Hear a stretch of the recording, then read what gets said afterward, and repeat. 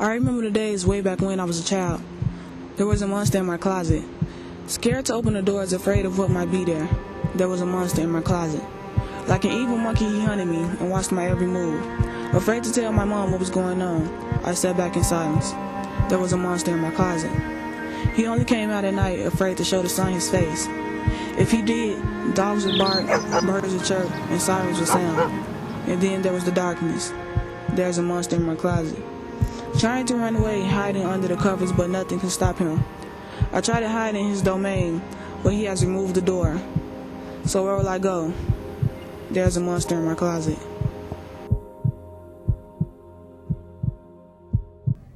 Sexual abuse is a major concern in America. This issue is affecting families across the nation. It's a pretty prevalent issue. And I think what happens is that sometimes you see it being as a cycle. A lot of it comes from familial, meaning family issues.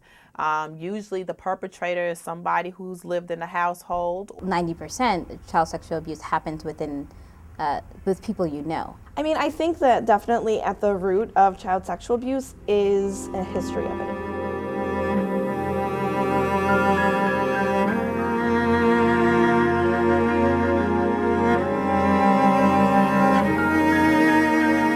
I think in a lot of different abuse, I see such a pattern of, well, this happened to me. You grow up, and even though you thought it was wrong as a child, it still is so ingrained in you. So I think definitely part of it is realizing that folks who are abused do need help. Because the effects of childhood sexual abuse can be so hurtful, it is critically important that we try to find ways to stop abuse from happening. When a child comes in, they may be acting up, they may be having difficulty in school, they may be withdrawing from family.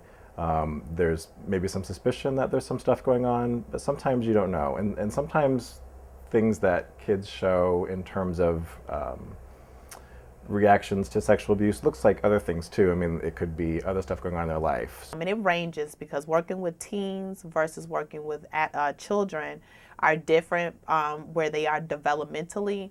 So the manifestations of child abuse can look different. The sexual child abuse looks different. I didn't deal with my sexual trauma from childhood until I was an adult. But going to therapy and particularly working with therapists, psychologists who specialize in sexual trauma has been one of the most rewarding and most transformative experiences of my life. My sister told me that she was sexually assaulted. I was the first family member that she told. And so in response to that, I didn't really know how to help her, as so many people, when they hear somebody that they've loved has been sexually assaulted. And she told me that she was sexually assaulted twice. My senior year, I made this big performance about my sister's healing process, using my own photographs from that initial story, re-documenting her, and using music and art.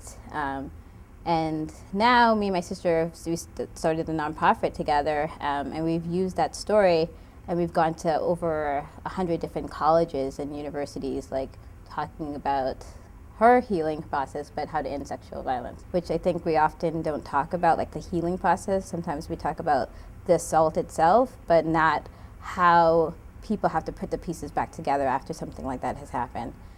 Children who have been sexually abused face too much pain to bear the emotions by themselves.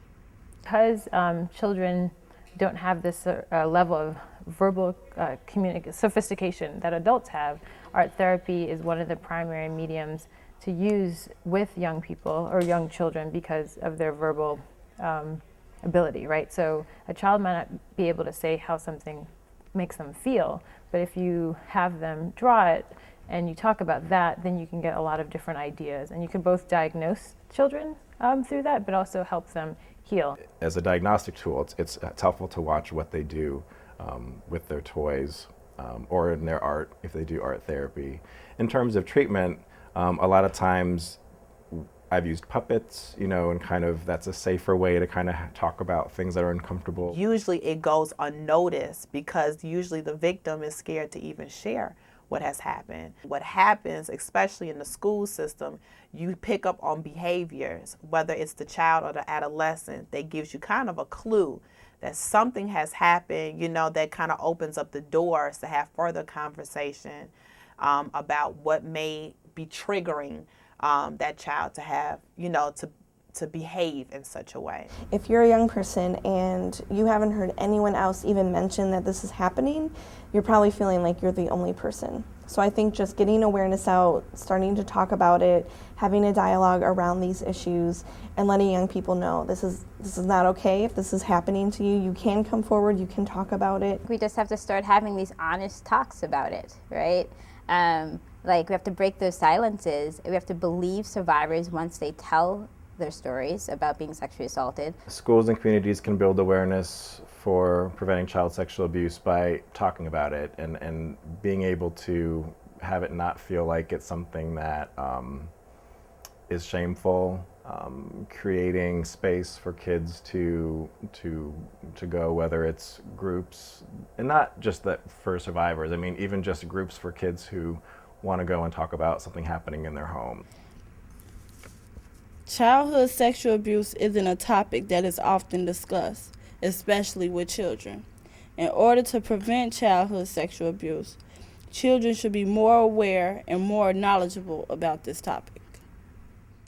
I do think people's religious practices or their spirituality, however they choose to define it, can help them. I think friends and family can be a really important resource, and especially if the people believe them and are trusting and help them through their healing process. I think your community, however you describe it, but oftentimes friends and family are the ones that can, and your therapist and your spiritual counselor can help you get through the trauma and somehow get through that process and come out on the other side and be someone that we call a survivor.